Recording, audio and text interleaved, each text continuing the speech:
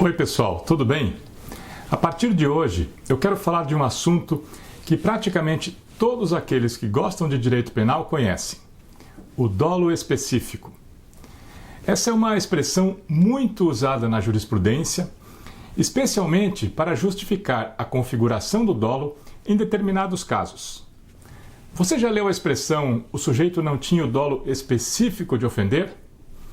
Bem, quem estuda direito penal e principalmente quem trabalha com direito penal sabe do que eu estou falando. Mas será que sabe mesmo? Será que você conseguiria elaborar um conceito de dolo específico? Dizer dolo específico é isso? Muita gente teria dificuldade para completar essa frase. Mas isso é compreensível, porque o primeiro problema que surge quando nós tratamos do dolo específico é saber se realmente essa é uma modalidade de dolo. Na Alemanha, por exemplo, a doutrina não utiliza essa expressão. Lá, os casos que nós tratamos com esse nome são analisados no âmbito do tipo. É uma questão de estrutura do tipo. É uma modalidade típica e não uma modalidade de dolo. Aliás, vários autores brasileiros criticam a consideração da existência de uma modalidade de dolo específico.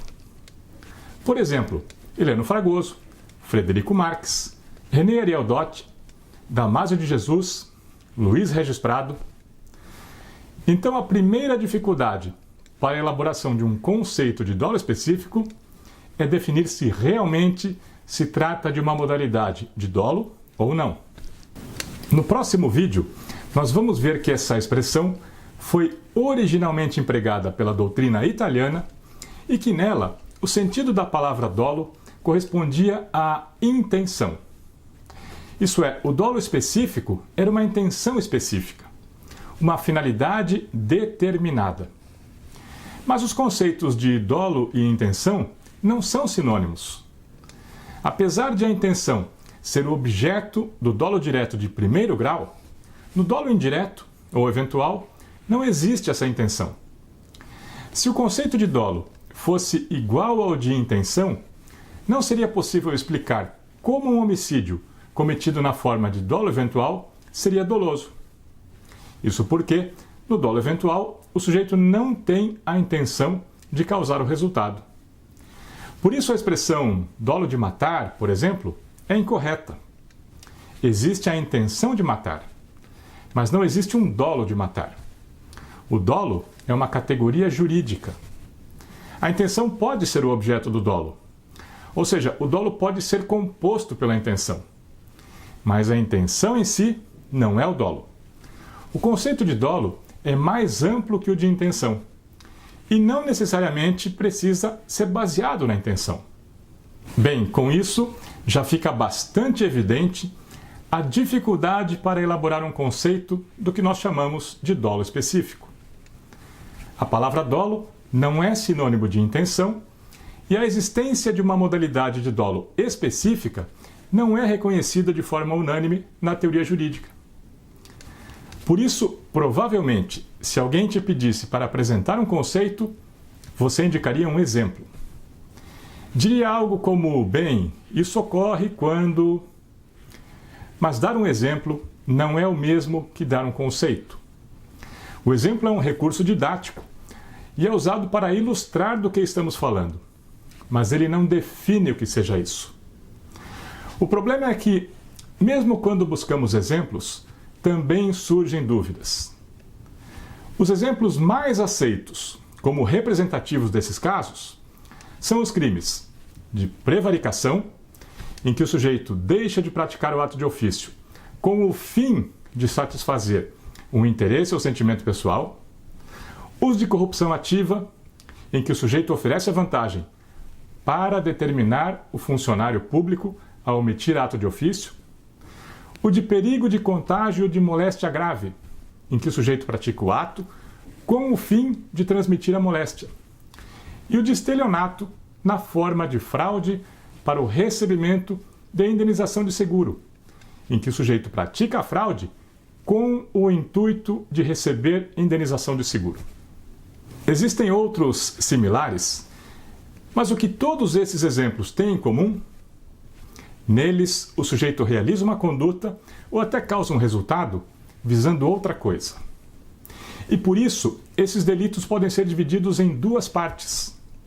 Na primeira, o tipo define uma conduta, ou uma conduta e um resultado. E na segunda, o tipo contém um elemento subjetivo que especifica uma finalidade que o sujeito pretenda alcançar. Então, na estrutura do delito, a primeira parte do fato típico é realizada com a finalidade de alcançar o objetivo descrito na segunda parte.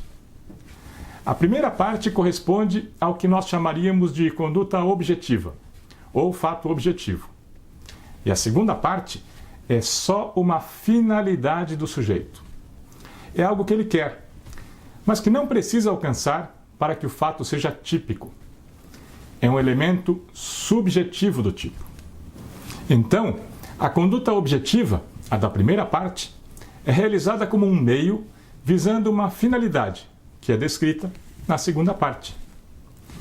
Essa finalidade dá sentido à conduta anterior, mas não precisa ser alcançada para que o fato típico se consume. No caso da corrupção, por exemplo, para que o fato típico esteja consumado, basta que o sujeito ofereça a vantagem, a primeira parte do tipo. Isso com a finalidade de que o funcionário público deixe de praticar o ato. Não é necessário que o funcionário efetivamente deixe de praticar o ato. A finalidade que orientou a conduta, a segunda parte, é só um elemento subjetivo do tipo, e não um elemento objetivo. Bem, esses exemplos dão uma boa ideia dos casos tratados pela expressão dolo específico. Mas e os crimes de apropriação indébita? E a injúria? Também seriam casos de dolo específico? Aí começam as dúvidas, porque nenhum desses dois delitos tem aquela estrutura dividida em duas partes que caracteriza os exemplos anteriores. Nesses casos, a expressão dolo específico é usada simplesmente no sentido de intenção específica. Ela se refere a um dolo de apropriar ou a um dolo de ofender. O problema é que a palavra dolo não é sinônimo de intenção. Então, essa expressão está errada. Mas para entender por que isso aconteceu, nós precisamos analisar a história dessa expressão. Nos próximos capítulos, eu vou explicar como essa expressão se formou na dogmática italiana e como esse assunto é tratado na dogmática alemã. Depois nós vamos ver como a dogmática brasileira emprega essa expressão e então eu vou analisar alguns exemplos para ajudarem a entender em que casos efetivamente essa expressão pode ser empregada e qual o seu real significado. Se você gosta de direito penal, assim como eu, vai gostar do que eu vou falar. Até a próxima semana. E para quem se interessar, esse conteúdo, assim como todas as minhas outras aulas, estão disponíveis no Instagram, YouTube e Spotify. Claro, tudo gratuito. Bons estudos!